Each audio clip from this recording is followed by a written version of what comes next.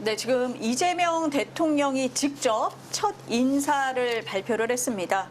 국무총리의 김민석 의원을 지명을 했고요. 비서실장의 강훈식 의원, 국정원장의 이종석 전 통일부 장관, 안보실장의 위성락 의원, 경호처장의 황인권 전 국군 제2육군사령부 사령관 이렇게 지명을 했다라고 밝혔습니다. 먼저 인선 배경을 대통령이 직접 설명을 했네요. 그렇죠. 지금 새로운 정부에 가장 적합한 인원들로 인사를 정했다고 얘기를 했고, 좀 양력을 좀 간단하게 먼저 말씀드리자면, 김민석 국무총리 후보자로 명칭을 변경해야 되겠죠. 네. 김민석 의원 같은 경우는 서울대 총학생회장 출신이고, 김대중 대통령이 총재였을 때 비서실장을 역임했었고요. 새정치민주연합 대변인과 더불어민주당 정책위원장을 거쳐서 수석 최고위원까지. 그래서 이번에 이재명 대통령이 국회에 입성했을 때 사실 초선 의원이었잖아요. 재선 의원에서 대통령이 된 건데 그때 많은 역할을 해줬다. 당의 어떤 주도권을 가져가는 데 큰 역할을 해줬었다는 평가가 나왔었고요. 이종석 전 통일부 장관이 국가정보원장에 지명이 됐는데 통일부 장관, 32대 통일부 장관을 역임했고, 세종연구소 수석연구위원, 그리고 남북국회회담 추진 자문위원회 위원장을 역임했습니다. 강훈식 비서실장 같은 경우는 손학규 전 의원의 보좌관으로 정계에 입문했었잖아요. 그래서 개파색이 좀 였다라는 얘기가 있었고, 더불어민주당 수석대변인과 전략기획위원장을 역임을 했습니다. 그리고 위성락 안보실장은 후보자죠. 주미 대한민국 대사관 정무공사를 시작을 해서 주 러시아 대한민국 대사관 대사를 했었고, 지금 22대 국회에서는 비례대표로 국회에 입성했었죠. 그리고 황인권 경호처장 후보자 같은 경우는 육군 3사관학교 출신입니다. 전에 김용현 전 경호처장 같은 건 육사 출신이잖아요. 근데 육군 3사관학교라는 게 좀 주목이 되고, 8군 단장 그리고 제2작전사령부 사령관을 역임을 했습니다. 그리고 강유정 대변인 같은 경우는 비례대표로 국회에 입성을 했잖아요. 근데 이번에 기자들이 봤을 때 취재 현장에서 대변인 역할을 되게 훌륭하게 수행했다는 분위기가 많았거든요. 그래서 이번에 대통령실로 옮기게 된 것 같다, 이런 얘기가 나오고 있습니다. 의원님의 인사평을 들어볼까요? 잘한 인사예요. 잘한 인사입니까? 네. 특히 네. 김민석 총리 후보자나 강훈식 비서실장에 대해서는 이미 얘기를 했고요. 지금 이종석 국정원장은 이재명 대통령이 상당히 대북 문제에 대해서 좀 더 적극적으로 하겠다 하는 의지로 보입니다. 그리고 위성락 안보실장은 어제 제가 만났어요. 만나서 잘 됐대? 그랬더니 잘하겠습니다. 미리 다 만나보셨네요. 네. 아니 복도에서 만났어요. 네. 이종석 국정원장도 어제 얘기가 들리더라고요. 그런데 특히 의외로 저도 깜짝 놀란 게요.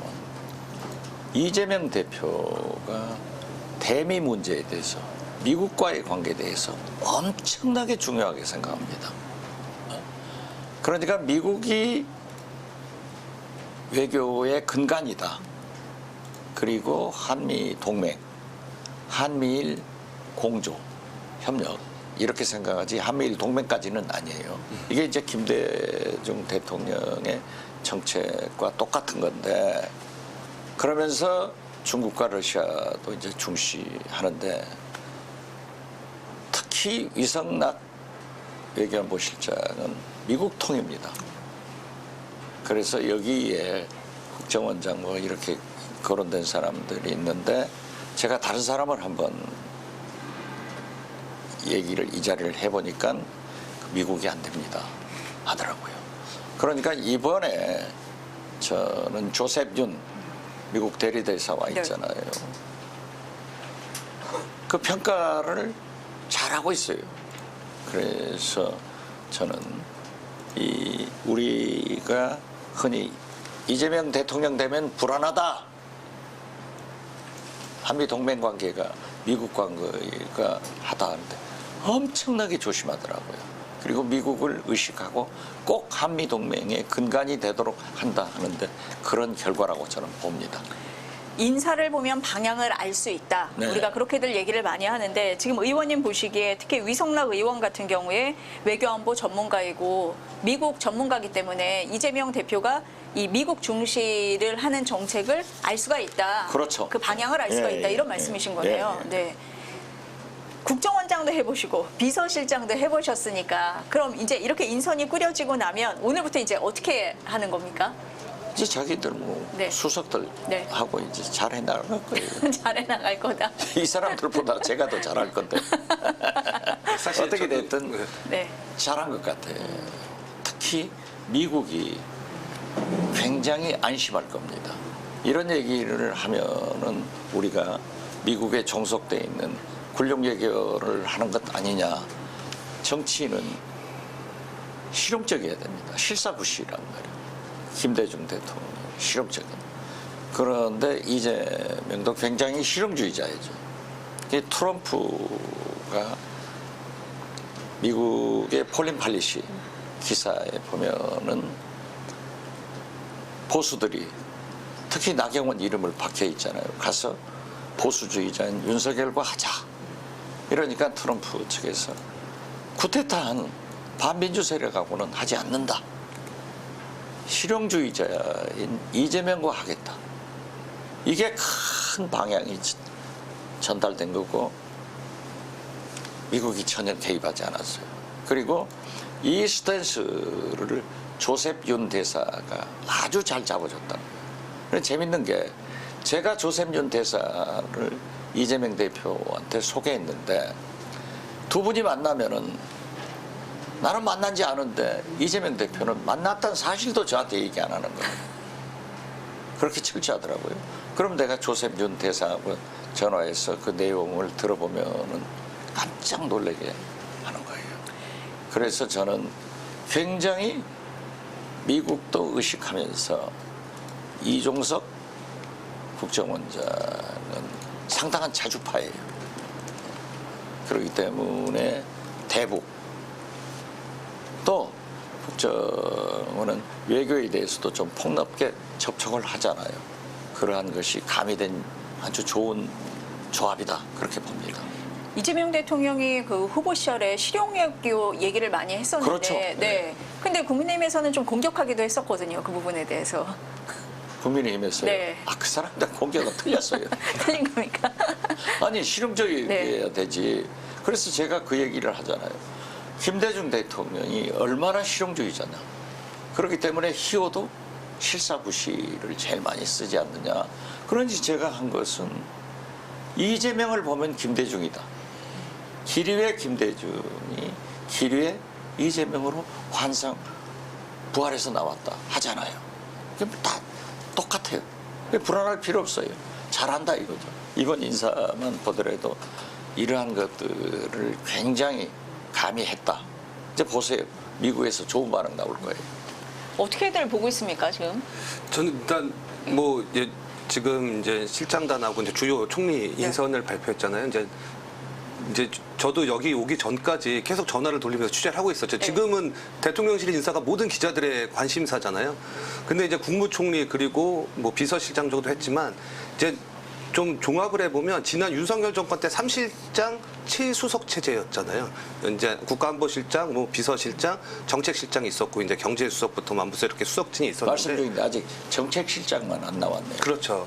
그 아마 지금 이제 저렇게 이제 1차 인선을 마치고 아마 대통령실도 개편이 있지 않을까 싶습니다. 수석 체제나 뭐 실장 체제를 좀 바꿀 수도 있고 그런 다음에 이제 수석들 인사들이 나올 때고 또 장관급 인사도 나올 거고요. 그러면서 착착 이제 인사가 계속 이어지지 않을까. 이게 아마 오늘 내일 끝날 일은 아니잖아요. 그렇죠. 다음 주까지 계속 이어질 것으로 보이는데 뭐 말씀하신 대로 그 위성락 의원 같은 경우는 지금 미국 통이라는 그런 평가가 많이 나오고 있기 때문에 앞으로 지금 관세 전쟁이 계속 이어지고 있잖아요. 그래서 트럼프 대통령하고도 이재명 대통령이 만나야 되는 상황이고 중국도 가야 되고 하지만 그런 면에서 보면 이제 경제 이런 걸 좀 강조하다 보면 위성락 안보실장 인선을 보면 그런 면이 좀 보인다 이런 생각이 들고 그 황인관 경호처장 같은 경우도 저는 제가 봤을 때는 이건 육군 3사관학교 출신이잖아요. 보통 네, 그렇죠. 대부분의 경호처장들이 육군 4관학교 출신이었단 말이죠. 이제 그런 거 보면 좀 열린 채용 이제 열린 경호처 이런 걸 좀 표방하지 않을까 이런 얘기가 나오고 있습니다. 그 앞서서 이재명 대통령이 직접 인선 발표를 했잖아요. 그렇게 한 이유가 있다고 보십니까? 과거에도 첫 인사는 주요 인사는 대통령이 하셨죠. 미국은 다 하잖아요. 윤석열 대통령도 도어 스태핑 하면서 했잖아요. 하다 말았잖아요. 말았지. 아니 앞서서 김재경 기자도 얘기했는데 열린 경호 얘기도 하고 국민하고 좀 가깝게 다가가겠다 이런 메시지를 좀 전하고 있는 것 같거든요. 어떻습니까? 경호라고 하는 것은 예. 저도 사실상 5년간 장관하면서도 이제 뭐 청와대 일을 더 많이 봤으니까 해보면 그 명함이 있어요. 그렇게 안 할 수밖에 없는. 만약의 경우 무슨 사고를 어떻게 알아요?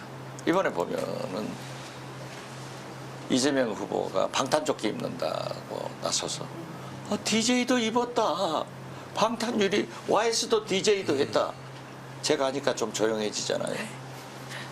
국가 원수의 안위는 국가안보 1호입니다. 그렇기 때문에 경호처에서는 조금 강하게 하려고 하고 늘 대통령은 특히 정치인 출신들 대통령은 안 하려고 하는 거죠. 그냥 국민들이 좋아하니까 쫓아가서 악수도 하고 등도 한번 때리고 싶은데 그걸 조화를 이루어야 된다. 저는 그렇게 봐요. 득표율이요. 과반 가까이 나왔고 득표자 수로는 역대 최다거든요. 그렇죠. 국정 동력이 좀 생겼다. 이렇게 평가할 만합니까? 당연히 생긴 거 아니에요. 지금 현재 많은 국민들이 지지하고 여론가 있으니까 저는 이게 어떤 기회입니까? 3년간 나라가 망친 것을 우리 역사와 국민이 이재명 대통령을 탄생시켰잖아요. 그런다면 우리가 여기서 성공해야지. 여기서 실패하면은 우리나라가 어디로 가요? 지금 AI 얼마나 떨어졌어요? 아니 윤석열이 엑스판 치니까 지금 영화 하나가 1000만 관객이 넘는 게 나와요? 아이돌도 모든 부분이 다 힘들어졌다. 지금. 아이돌도 그렇고 네. 손흥민도 못하더라니까요. 그런데 내란이 종식된다. 새 선거가 시작되니까 손흥민도 잘하고 막 퍼오르잖아요. LPGA도 성공하고. 우리 민족은 우리 국민은 흥만 나면은 신나게 하는 거예요. 그래서 이 기회를 살려야 돼요. 그래서 저도 MBC나 모든 언론들한테 부탁하는 게 1년은 아니면 가자. 그리고 국민의힘 의원들도 하지 말자. 그래서 나도 안 하겠다 하는 거예요. 아니, 근데 국회 상황이 녹록치는 않을 것 같다는 생각은 들거든요. 녹록지 않은 예. 국회가 이 세상에 어디 있어요? 쉬운 국회는 없었다. 없어요. 네, 네. 없죠. 네. 그건 독재가 가능한 거죠. 아까 법사위도 열리고 있다고 말씀을 하시고 거기 가서 한 말씀 하셔야 될 것 같아서 이쯤에서 보내드리겠습니다. 국회 가까우니까. 저 지금 우리 호랭이 정책내 위원장 네. 이거 보고 받았으면 저 못 오게 할 건데. 그래도 꼭 가서 말씀을 하시라는 의미에서 이쯤에서 보내드리겠습니다. MBC가 네. 지지하고 있다는 건 가서 말씀드리겠습니다. 알겠습니다. 네, 오늘 말씀 여기까지 듣겠습니다. 예, 도와주세요. 감사합니다. 예.